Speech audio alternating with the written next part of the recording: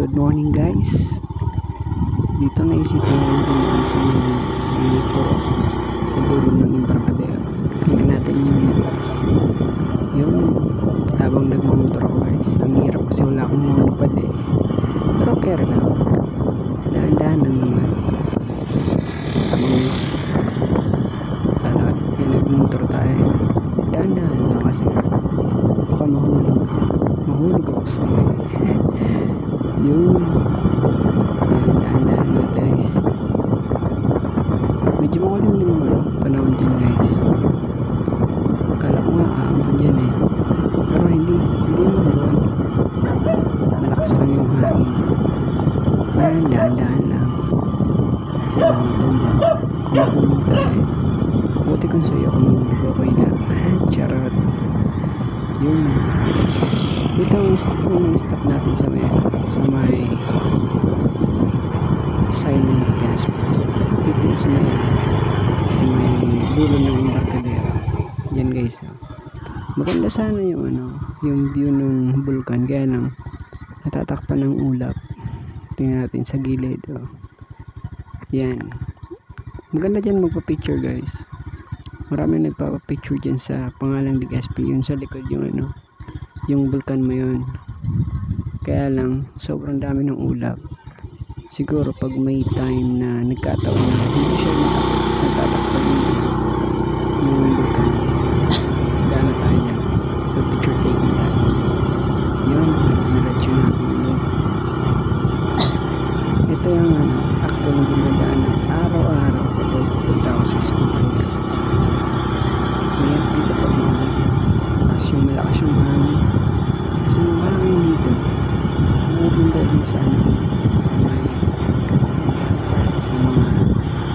motorist na kinangalan sobrang lakas.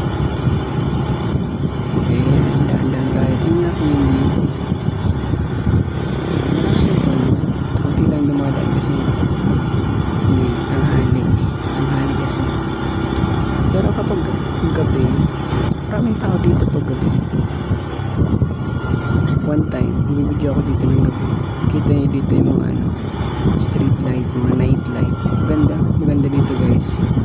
Daming mga pupunta dito.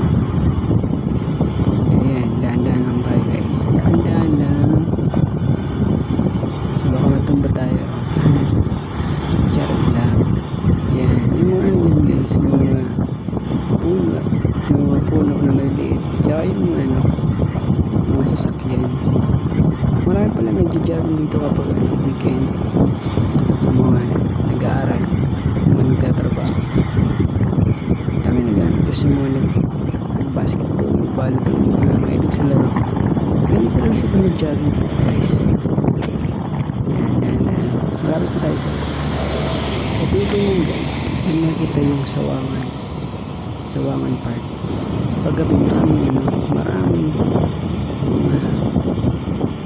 jowa, mga single, friends, classmate, family, nagpuban sila sa Sawangan. Kasi meron dyan mga tusok, meron din mga kainan. Paggabi, yung mga hindi natin nakikita. Yung mga ispat naman joggingan guys,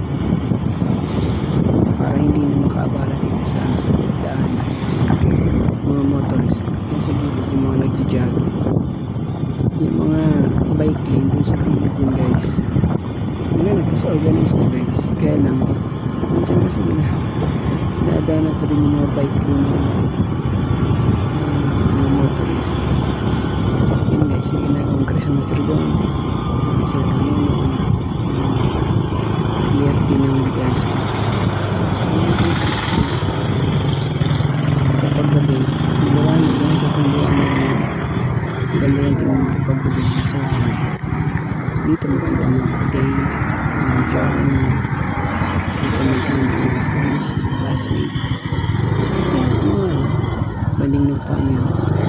Kasi hindi lang sa mga tusok-tusok.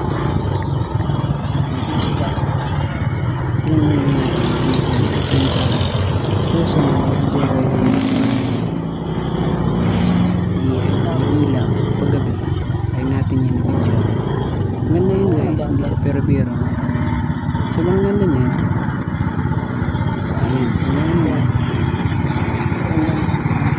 Sawangin Park, Legazpi City. Sa may park na Legazpi, statue ni Legazpi. Pagkataas dyan, pwede kang mag-shortcut dyan guys, mula Daptap yan. Maraming nag-jogging dito guys pag weekend. Hindi lang sa ano, yung Barcadero to Legazpi. Yung Barcadero pero medyo magiging tao dito.